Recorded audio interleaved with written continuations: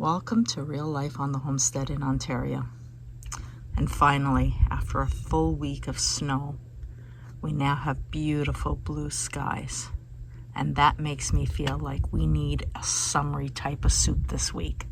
So I think we are going to make a fresh tomato soup. But it's January and you can't get fresh tomatoes.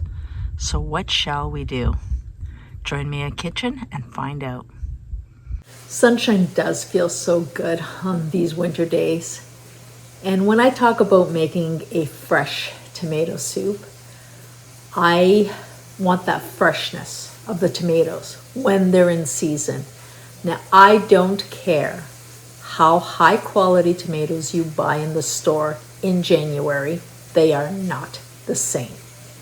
Either they say they're hothouse grown, which isn't the same kind of conditions like the sunshine and the warmth of the earth that gives them that sweetness. If they're beautiful heirloom tomatoes, pretty much they've been picked green and shipped. And number one, the footprint of delivering fresh produce from miles and miles away is just, I don't think it's ethical for us to be doing. But how can you get that summer flavor that you really want in a soup in the middle of January? Well, what I do is I use my canned tomatoes that I canned at the peak of season. And if you haven't done this, it's okay. Go to the store, buy a can of diced tomatoes. They were canned at the peak of the season. Buy a good quality, of course. And then we can make this soup together. We're starting off with my Dutch oven, some olive oil, and about 2 to 4 tablespoons of butter. As always, I will link in my description the list of ingredients we're using. And to this, I will add 2 yellow onions. It's about 3 cups of finely chopped onions. And of course, there's my garlic puck, which is the equivalent to 4 garlic cloves. We're going to need, of course, butter, some fresh basil or dried basil, that's from our garden, some pepper, and I just pre-ground it so it's ready to go. We're also going to need some sugar to counteract that acidity. Now just adding in our onions, and what we're going to do is we're going to saute them, but not brown them. You can caramelize, but don't brown. And the easiest way to bring out their sweetness is to sprinkle a bit of salt right on the onions so that they're pulling out the moisture from the onion and therefore not burning as quickly.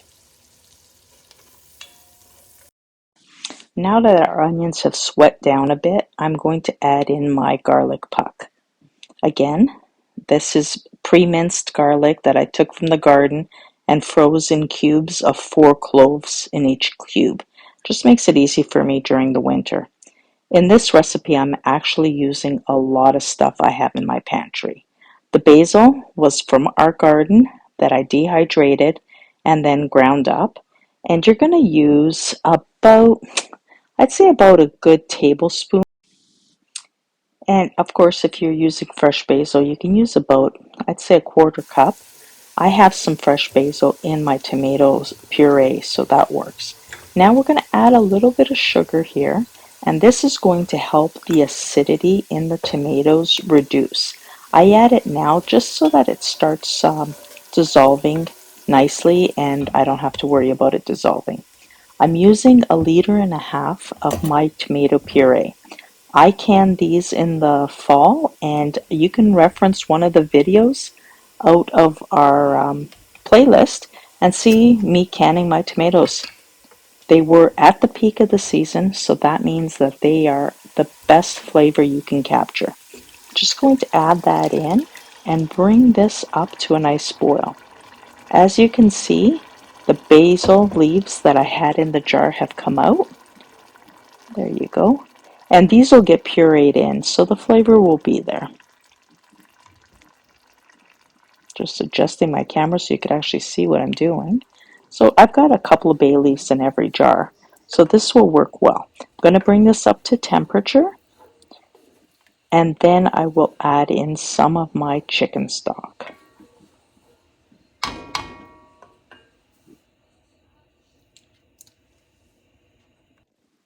Once our soup has come up to a boil, then we're going to add some chicken broth. I like to use my bone broth rather than my vegetable stock or chicken stock because I want it to be lighter in flavor. And now we're going to take the immersion blender to it. I'm using my KitchenAid rather than my Vitamix because I don't need all that power, and the KitchenAid is less in strength, so it's actually pretty perfect for this type of soup. After all, I don't want it to be too powerful and splatter tomato all over my walls.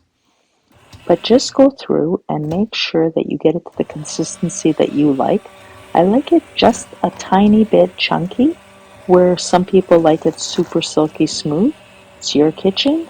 Do whatever pleases you and your family to make sure that you enjoy the soup at its very best.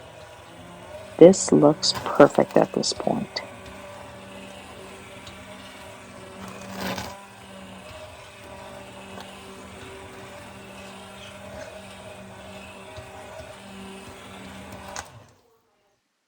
This is perfect for my liking. Now I'm going to add in some heavy cream. I can my cream. I also can milk, and I will do a video in my dairy playlist, but I like to have 1 cup of cream canned and ready to go because I don't always have fresh cream in the fridge. You can add anywhere from a cup to, well, I'd say half a cup to a cup. Then I'm adding in about, I'd say about a third of a cup of grated Parmesan. I just grated this right now, so it's nice and fresh. I don't add a lot of salt because the Parmesan will have its own salt flavor, and I want to taste for the seasoning before adding more salt. Remember, it's really important that you taste the food as you go.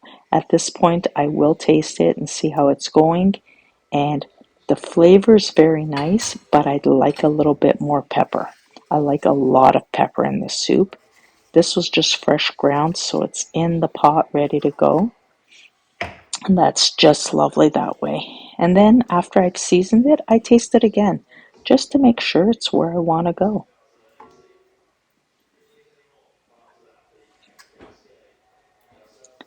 Seriously, that's perfect. Just the flavors I'm looking for. Not too sweet, not too salty, perfect. Now to ladle this up, you will see what a beautiful soup this is, but there's one thing that you have to add to tomato soup, and grilled cheese is what most people do, but me, I think I'm going to do some grilled cheese croutons. I slice up my cheese every time I use it. I don't like buying pre-sliced cheese. I find it goes moldy very quickly. So I just use my cheese wire to cut it up in an even, thin way. And then I'm going to use some of my sourdough bread, and I just butter it really well. This is where you're generous with the butter. Make sure to butter really well on the side that's going on the pan. And then I'm going to place the slices of cheese in between. You know how to make a grilled cheese sandwich. I don't have to teach you. But make sure that you're not using processed single slices. Come on, use good quality cheese. This soup deserves it. So I'm going to place this in my hot cast iron skillet, but on a very, very low heat. I want the cheese to melt and I want the bread to dry out and toast, but I don't want it toasty on the outside and not melted on the inside. This here is perfect. Exactly what we want. The cheese is melted, the bread is toasted. I normally put it on a cookie rack, but I didn't have one handy, so I'm just going to lay it on the cookie sheet, letting air get underneath because we don't want it soggy. We just took all this effort to make it crunchy. These are perfect, absolutely delicious. See that golden color? That's exactly what you want. the beauty of butter, cast iron, and a good sourdough.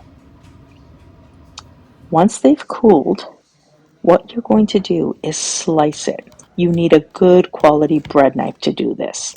You want to slice it lengthwise and then cube it up. What I'm doing here is making some really delicious grilled cheese croutons. And seriously, this is like the best addition to this soup. I'm not lying to you. This is a must if you're making this soup. You know, as I'm making these, my mom walked by and stole a couple because they are delicious, but the idea is to use them on the soup. You don't need a lot. Like I made 3 slices.